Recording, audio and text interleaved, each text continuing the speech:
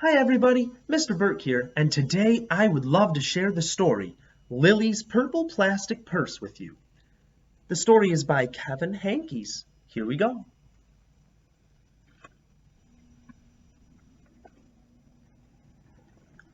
Lily loved school. Oh, I love school. She loved the pointy pencils. She loved the squeaky chalk. And she loved the way her boots went clickety-clickety-click down the long, shiny hallways. Lily loved the privacy of her very own desk. Mine. She loved the fish sticks and chocolate milk every Friday in the lunchroom. Straws make everything taste better.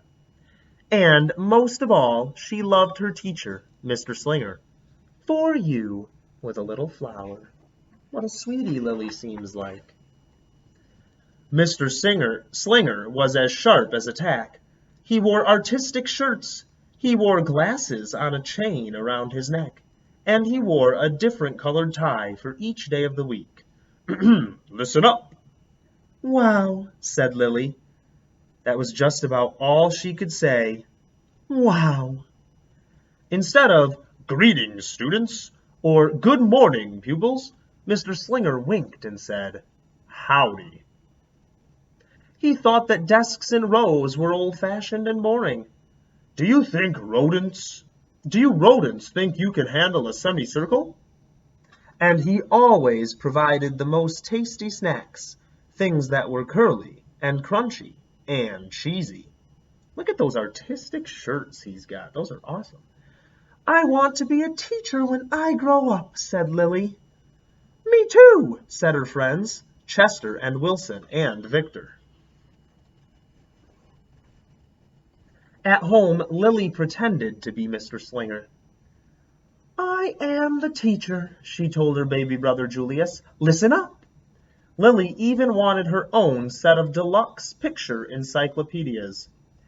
Teachers know everything. That's her pretending to be her teacher. What's up with Lily? Asked her mother. I thought she wanted to be a surgeon or an ambulance driver or a diva, said her father. It must be because of her new teacher, Mr. Slinger, said her mother.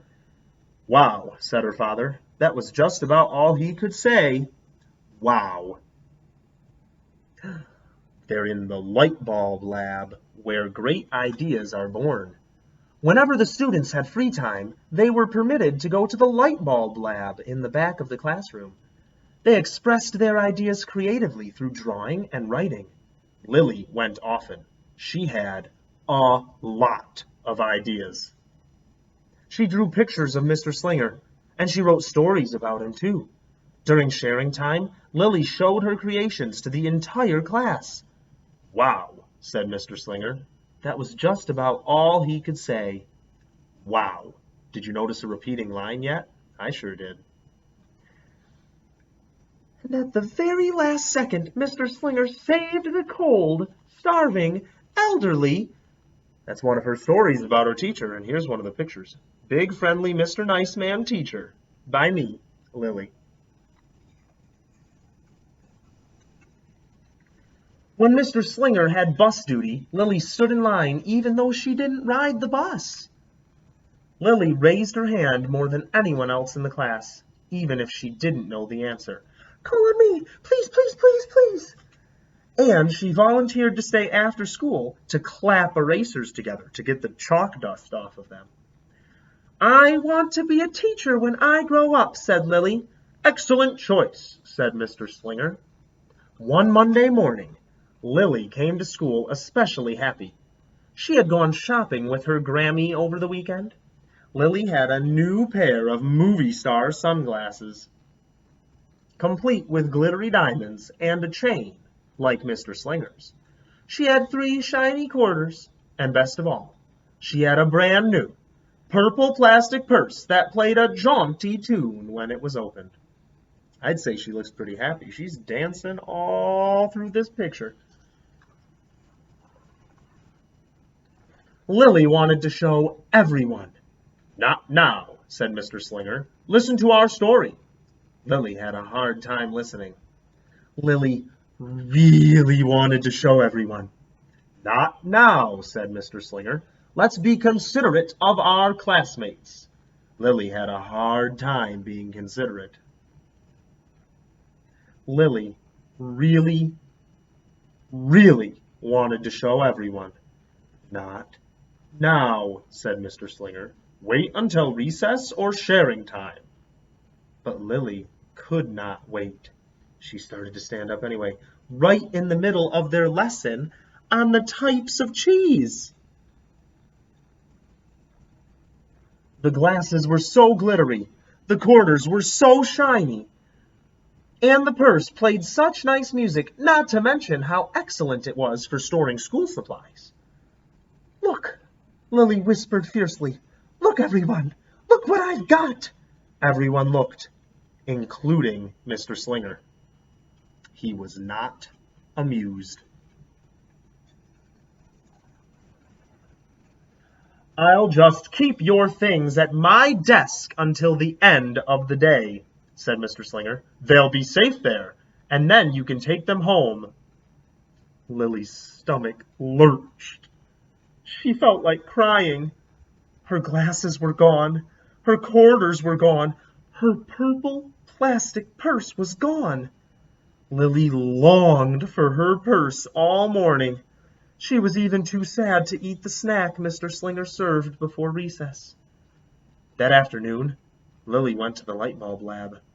She was still very sad. Look at her facial expressions. She looks very sad. She thought and she thought and she thought. And then she became angry. She thought and she thought and she thought some more.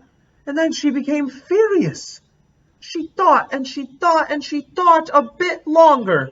And then she drew a picture of Mr. Slinger. She looks pretty angry down in those pictures. I'm afraid to see what this picture turns out to be. Big, fat, mean Mr. Stealing Teacher. Bad, with claws. Thief.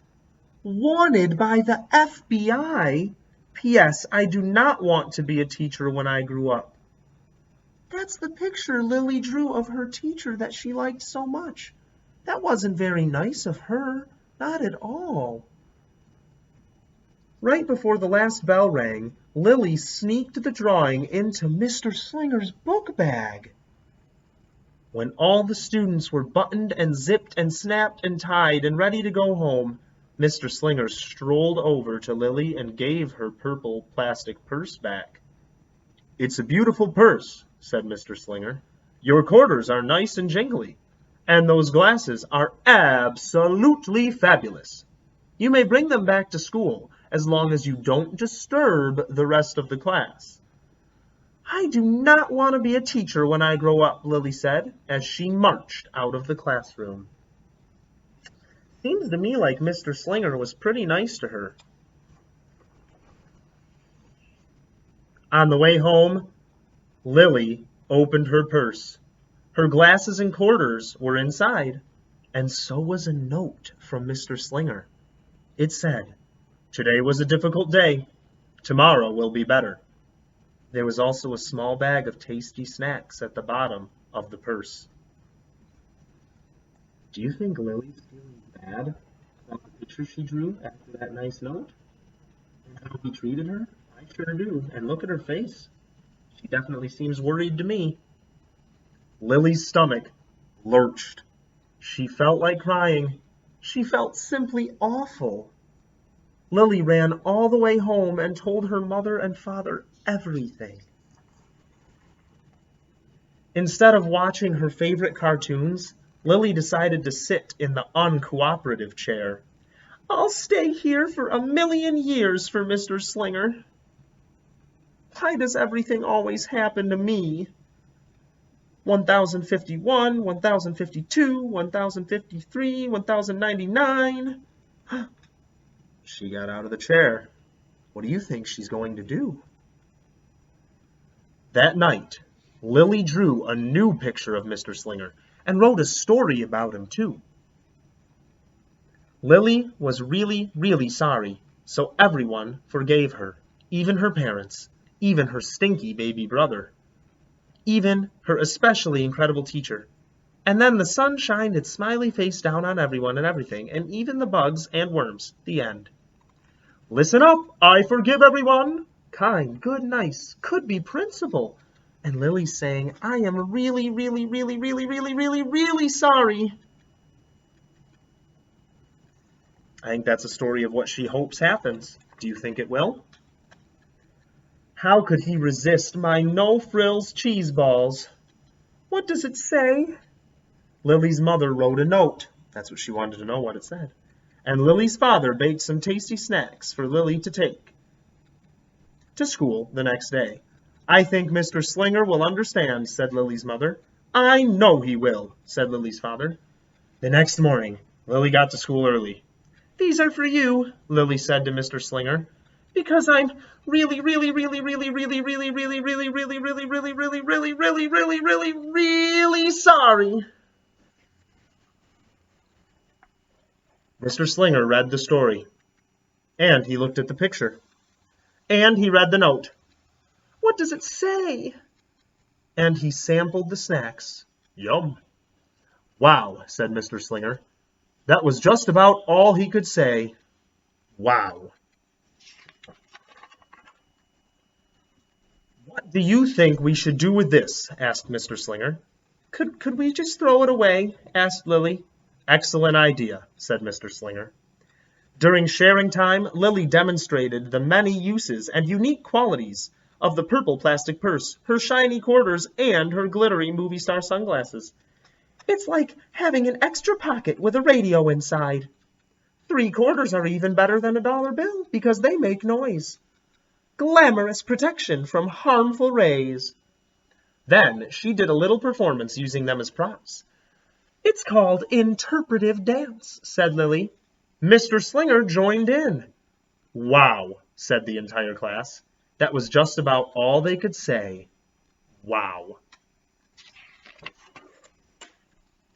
Throughout the rest of the day, Lily's purse and quarters and sunglasses were tucked safely inside her desk. She peeked at them often, but did not disturb a soul. Right before the last bell rang, Mr. Slinger served Lily snacks, to everyone's delight. What do you want to be when you grow up? Asked Mr. Slinger. A teacher, everyone responded.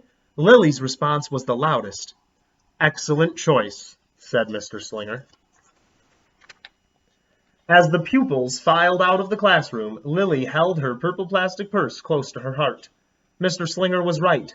It had been a better day. Lily ran and skipped and hopped and flew all the way home. She was so happy, and she really did want to be a teacher when she grew up. That is, when she didn't want to be a dancer, or a surgeon, or an ambulance driver, or a diva, or a pilot, or a hairdresser, or a scuba diver. That Lily doesn't know what she wants to be yet. She wants to be many things, but she knows she wants to be a teacher. And if she does become a teacher, she definitely wants to be just like Mr. Slinger.